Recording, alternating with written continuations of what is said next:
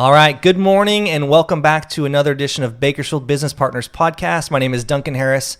I'm the president of Bakersfield Business Partners, and I am glad to have as our guest here Mr. Marvin Bush. And Marvin's going to be talking about real estate today. So Bakersfield Business Partners is a networking group. We meet here in Bakersfield, obviously weekly on Tuesday mornings, and we help each other grow our businesses by passing referrals and really through education and relationships. So anyhow, let's dive right into it. Marvin, how's it going today? Doing very well. Glad to be here. Awesome. Glad to have you. Thanks for coming. So, Marvin, you're a real estate agent. That's correct? Correct. Mm-hmm. Okay. Well, good. I'm one for one. Yes. So, tell me a little bit about how you got started in real estate. Tell me a little bit about yourself, actually, first. Well, I moved to Bakersfield in 1984, and in 1986, I bought my first property. Was that in the Dust Bowl? Or? That was. It was Okay. way back just after the Depression. Okay. So, and I bought my first property in 1986, and I have been buying and selling properties in Bakersfield ever since. That's great. And, I'm one of those people, never saw a piece of real estate that I didn't love.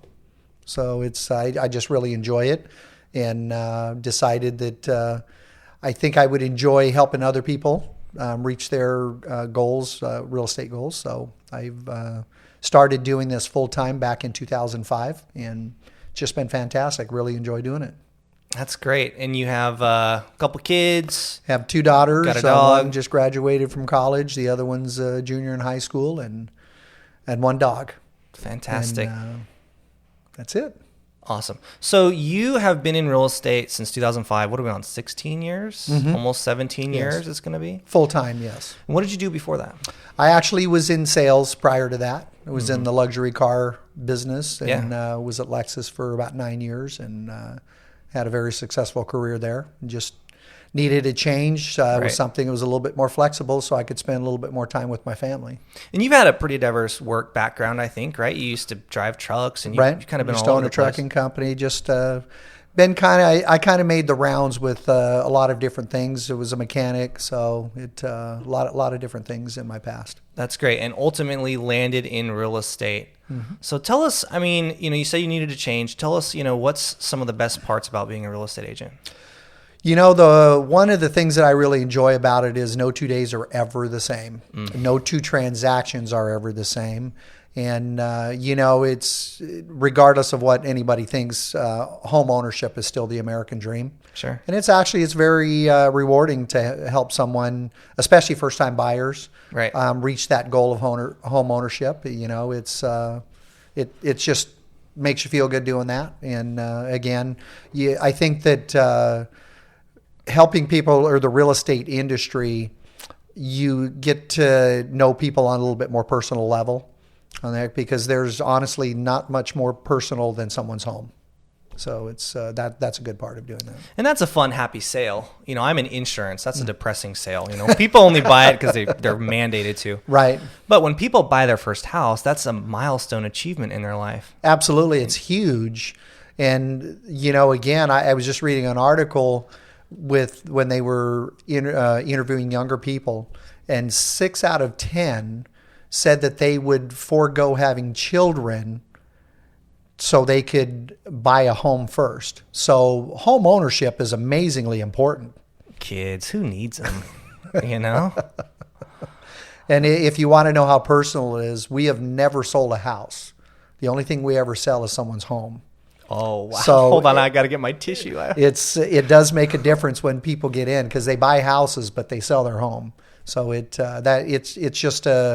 kind of like regardless of what's going on in the world, that's kind of your sanctuary when you can get home, close the doors, and just shut the rest of the world out. Well, I remember we've known each other a long time, and I think it was back in 2011. You were just telling us, hey, the benefits of home ownership, and I remember you helped us buy our first house. I think it was in 2011, and we said, oh, we'll just be here a couple years, and we're going to sell it. That was our plan. Right. And you're like, well, time will fly, and you're going to be more attached to this place than you think. And we did. We loved that house. That was our first house. I'll obviously never forget it. We loved it. And we did really well. I guess you were right. I hate to say it, but you were right. And my wife and I, we did really well in that house. We had our first child in that house. I mean, it's a special place. Right. So, do you work alone? Do you have a partner? No, I do have a team. I have a buyer specialist, Diana, and she just is fantastic working with people as well. Mm-hmm. And the reason that we have a team is so that if one of us is gone on vacation, there's always somebody here to take care of our clients. And that's one of the things that we try to do. And it's not just during the sale process, it's afterwards, where we keep in contact with all of our clients, have a monthly newsletter that we send to all of our clients as well. And we try to keep them updated on things in the real estate world and the other segments of life as well. But we do try to take very, very good care of our clients. And you work at a brokerage? Or you work? I do. I work at a broker.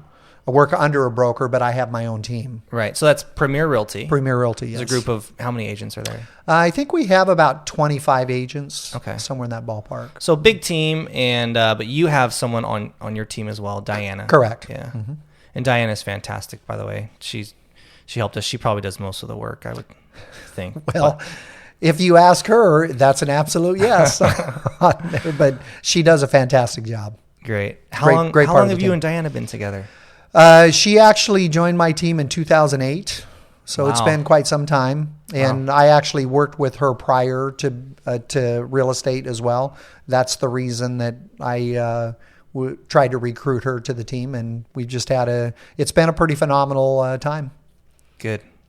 So there are lots and lots and lots of real estate agents out there. That is correct. Seems like when the market's hot, everyone's kind of jumping in and getting their real estate license. So what sets you apart, in your opinion, from your competition? Well, I think a big part of it is the time that I personally take to do my research on what's going on in the market, being aware of what's going on in our local markets and also what's going on nationwide in the real estate industry. Mm-hmm. But the other part is we take phenomenal care of our clients. And like I said, it's not just during the process, it's before and afterwards. Again, if anybody has an issue, we usually try to get them connected with people that can take care of them. Because we just kind of go on the premise that we don't want to help you buy a home. We want to help you buy all of your homes. And we want your family and friends, we want to help them as well. And the benefit that we have is our business is run virtually 100% by referral. My family and we've done 2 transactions with you, right? Mm-hmm. Our first 2 homes. And I don't think we had one issue. I can't remember anything going wrong. And so I hear my friends and other people, and they're like, oh, this was delayed and we had this setback and this costs more. And I'm thinking that never happened to us. So you must be doing something behind the scenes. Are you grinding the other agents, or what are you doing over there? Because you seem to, I would just say, I felt like you set us up to make it easy, hassle-free, stress-free. I know you got to sign all the papers, but everything that you said happened exactly like you said it. And so for me as a consumer, it was easy. I wasn't stressed about it. And you would say, Duncan, we do this, and we did it. And then there was no problems ever. Right. So, tell me a little bit more about just the process of buying a home, and maybe the extra detail that you put into the contract or just different aspects of it. Well, again, there is a lot more going on behind the scenes than most people realize. So you take an average real estate transaction, I think the normal is there's about 28 people involved in a real estate transaction. Wow. So a lot of what we're doing is just to buy a house. Just to buy a home. It's going to touch a banker and a mortgage guy and a loan guy, title guy. Inspectors, contractors, roofers, processors, they're appraisers. There's just so many different facets to a real estate transaction. And one of the things that we try to do is we try to be preemptive with everything. Mm-hmm. And part of the reason that we do that is you're busy, you have your business to run, you have your life to focus on. I like to play video games 6 hours a day. I don't have time, to worry about this stuff. Well, I wish we had time to do that, but we don't. So, but there's just a lot of stuff that we do try to be preemptive, and we want to get that stuff taken care of so that it doesn't become an issue with the transaction. We're always thinking ahead in the transaction. And, we'd much rather be preemptive than try to put out fires last minute on stuff. And then the other part of it is you have to have good communication with the other people that are involved in the transaction and to push everything forward. And we always look at it from the standpoint of we have a buyer that wants to buy a property. We have a seller that wants to sell a property. It's our job to make that move forward as quickly and smoothly as possible. And that's what we focus on. Very cool. So, what's kind of the ideal customer for you? How would you describe somebody that wants to spend $10 million cash for property? I think that would be ideal. Oh yeah, that's everyone, isn't it? Yeah. Isn't that? I mean, if we're talking ideal, so with the ideal customer for us is someone that wants someone that's going to take great care of them. Mm-hmm. And we love working with first-time buyers. We also love working with people that are moving up. Empty nesters and stuff. So again, it's great when we're working with first-time buyers because that excitement and stuff that goes with owning your first home. And then again, we've worked with many people. We have families that we've helped them buy and sell 8, 10, 12 homes. And it's always great to do that because there is a certain level of trust that's already there. And the one thing that I kind of focus on with our clients is we like people that are teachable because we do want to help them understand this is the reason that this takes place on there. And there's certain things that everything has to go in order in a real estate transaction. There's no shortcuts on there. And it's just a process. Real estate is entirely different. Purchasing real estate is entirely different than anything else you will ever do. It is a totally different process than anything else you will ever buy. It's not like going to Best Buy, picking out a big screen TV. Correct. It's not like that. Yeah. It's different. So we always try to tell our clients that this is a process. It's not an event. Mm-hmm. So it's not like you're going to go to the dealership, pick up a car today and drive it home. It just doesn't work that way. This is a process that we have to go through, and everything has to be done in order. You can't do those things out of order. It just doesn't work. Maybe a good question for you would be when are the most common times people buy houses? So you said the first time home buyer. Correct. I know for me and my wife, we were kind of looking to have children, Right. So is that kind of when most people are, or maybe they've had a few kids, but so the young families, mm-hmm. and then you said the empty nesters, right. People are maybe changing their downsizing or just right. Whatever. And it usually is the most common times that people are going to buy or sell real estate is when there's a major event going on in their life. Okay. And it's like you said, someone gets married, it's a pretty major event in their life. Mm-hmm. When they start having children, decide they want to have children, it's a pretty major event. Kids move out, you have a big house that you've raised your family in, you have all these memories, and it's when it's just mom and dad left at home or whoever, mom alone, dad alone, whatever the scenario is, when it's just a couple of people there, that, 2,500, 3,000 square foot home may not be the right home for someone and they're looking to downsize, or they could be looking to get into a home that is more focused on what their lifestyle is going to be. Mm-hmm. And then the other, if there's a death in the family, that's always mm-hmm. another event. And we always tell everybody that at some point in time, we're all going to die. Last I checked, really? the mortality rate in California still right about 100%. So Shoot. Those are all things that are eventually going to happen as well. So, again, there's big changes in lives is generally when it spurs someone to want to move. Job transfers are another big one. Yeah. There, so. Okay. So we live in Bakersfield, California, obviously. Mm-hmm.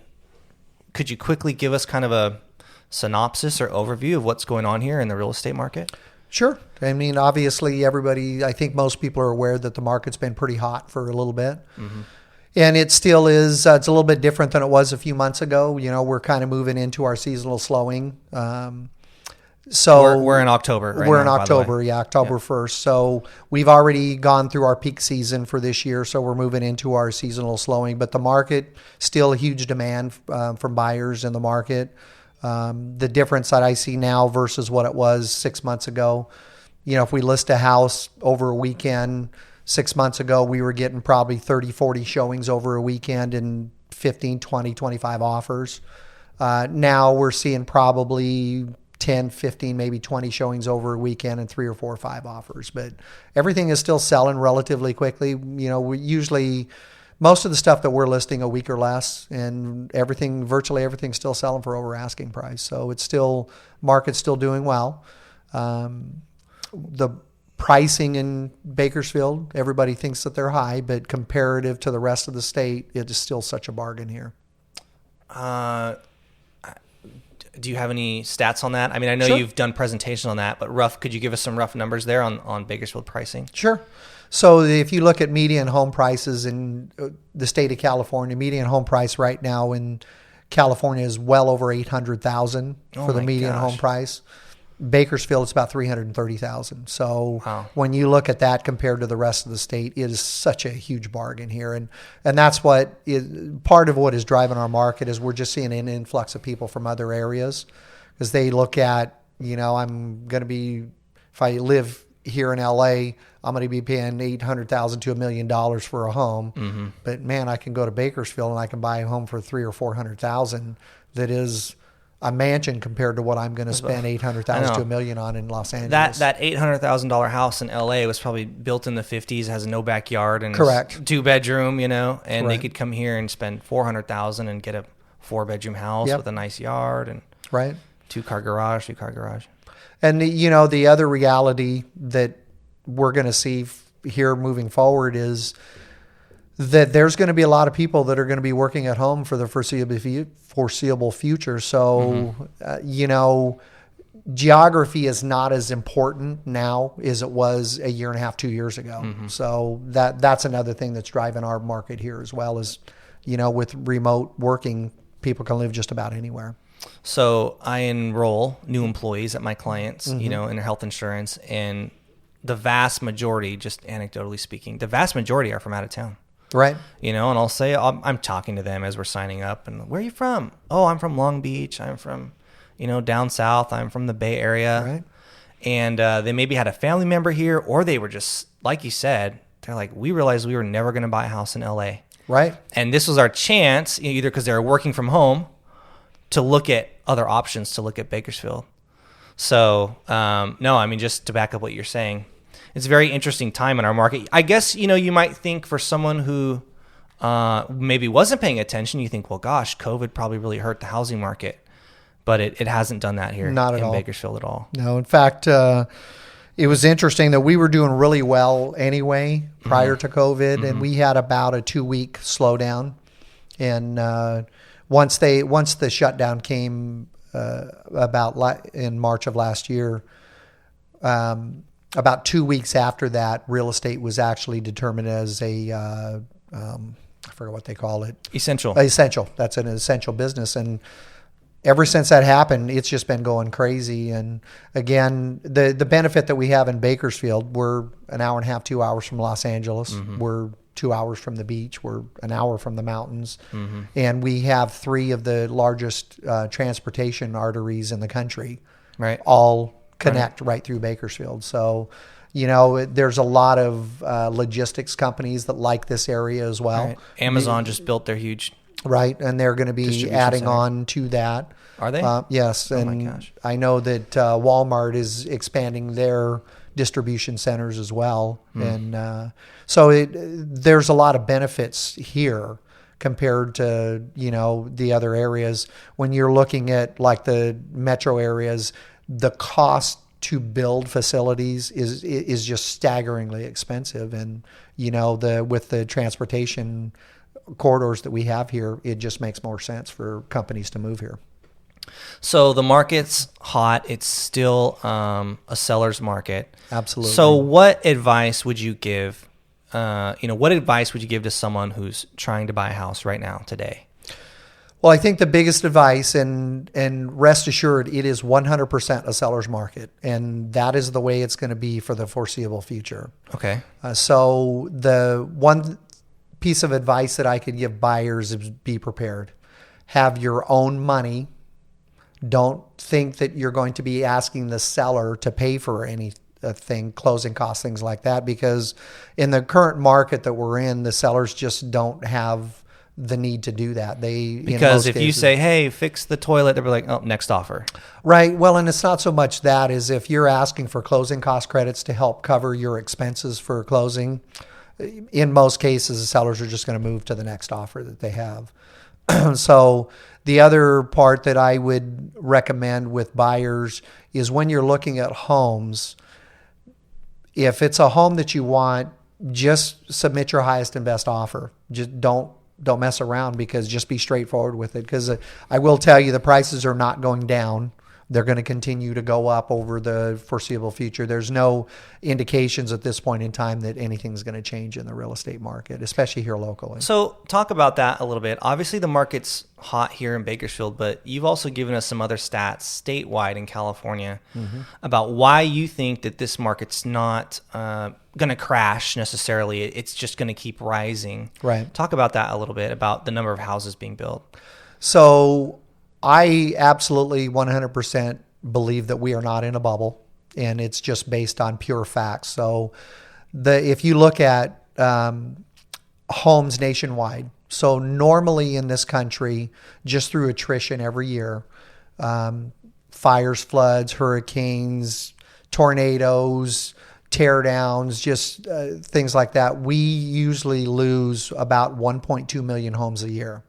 So just to stay even, we would need to build 1.2 million homes or more per year just to stay even. So over the last 11 years, the average is about 700,000 to 800,000 a year. So every year we're losing ground. So we are in the midst of the worst housing shortage in the history of this country.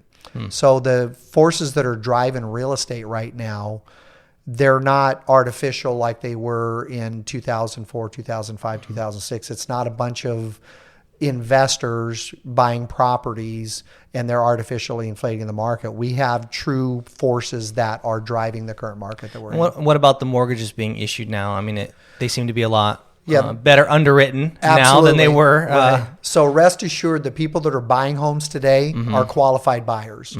And the difference that we see now versus back in that market is that the people that are buying houses today they have cash that they're putting into these transactions. So the amount of equity in homes, in residential homes in this country right now is just staggering, the amounts of equity that people have. And part of that is that you're just simply not going to get into a house with nothing out of pocket. That is not available any longer. And when you're getting your mortgages, when you're applying for loans, they are going to check everything. They're going to verify all of the information. They're going to verify funds to close. It is completely different than it was prior to the crash.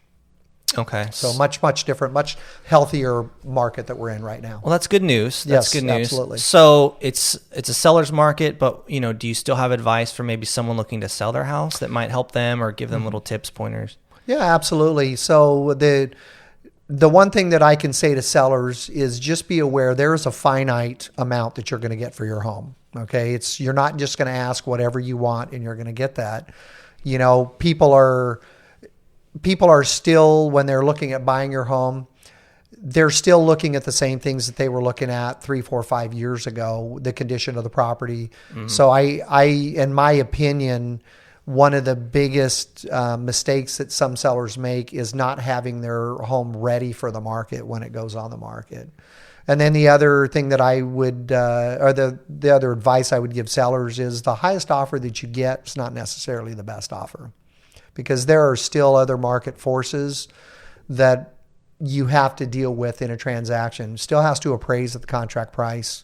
That's probably the number one thing. And sometimes when you're in markets where they're moving up quickly, sometimes the appraisals are not keeping pace with what's going on in the market. So maybe explain that a little bit more. I mean, I just picture myself as a home seller looking at 3 offers, and I'm thinking, Marvin's telling me, why would I not take the highest offer? Right. Why would I not take the one that's, maybe $5,000 more than the second one? What Right. happens there? Maybe it's not as solid, or something's going to fall through, or kind of explain a little bit more what happens to people. Well, there's multiple facets when you're looking at offers. So, it's not only the offering price, it's what type of loan that the buyer is getting to purchase the property if they're getting a loan. The other would be who's the lender that's doing the loan. Those are all things that we look at when we're looking at offers. I mean, so you want to make sure that the loan's going to come through, essentially. Absolutely. So the goal is when you're selling your home and you accept an offer, the goal is to actually close escrow and complete the transaction. Right. But there are multiple things that have to take place during that escrow period and for that to happen. And when we do market analysis on a home, the things that we're looking at when we're doing that market analysis to come up with the value, the appraisers are looking at those exact things on there. So there is, regardless of which neighborhood that you're in, what your house, what condition it's in, there's a finite amount that you're going to be able to get for your home. And when you're getting a loan on the property, there's an appraisal done to justify the risk that the bank is taking on the property. Right. I mean, it's just straightforward. So maybe part of what makes you a good agent then would be your ability to appraise the value of a property for your client and help them maybe determine what they need to sell their house for, or the offer they need to make on that house to buy it. Right. That's a big part of it, coming up with the realistic value that we think we can get it to appraise at and move forward. And then the other part of it is just the negotiating process. There's always things that you can negotiate into transactions as well. So it's, it's not a matter of just let's look at the highest offer and that's the one we'll take and we'll move forward. There's a lot that goes into that because we do, when I get an offer on a property, before I sit down with my clients, I've already had discussions with lenders and agents and stuff to determine what the probability is that we're going to be able to get this transaction closed. Mm-hmm. Very cool. Anything else? Anything else you want to share with us today before we kind of move on? Not really. If there's one thing that I would share is there's never a bad time to buy real estate. And if you're looking at the long-term advantages of owning real estate, you just can't argue with the track record. If you take renting versus owning, take that over a 2, 3, 4, 5, 10-year period, there's just absolutely no comparison on the financial benefits of owning a home versus renting. Very cool. All right. Well, let's talk about, maybe why you're here. So we meet every week. We're part of Bakersfield Business Partners, a networking group. We meet on a weekly basis. And you've been a member for how long? Well, I was the one that started the group. And yes. How long has it been actually? Do we 2008 even know? is when we started. I think I joined in 2010, 20, I don't remember. Something like 29, that. It's been a while. Yeah, too long. Got a lot of gray hair since then. Yeah. So, I mean, look, you've obviously been a part of this group. You started it. You believe in it. Mm-hmm. I mean, tell me what Bakersfield Business Partners means to you and your company. Well, one of the huge benefits that I get is that I have multiple different professionals that I have the ability to refer my clients to, and I know that they're going to be taken care of. That's probably one of the biggest benefits that with the group itself. And then also, too, the reason that it was originally started was to help each other grow their businesses, to increase their customers. And it's to helped each you other. there? And it's been amazingly beneficial.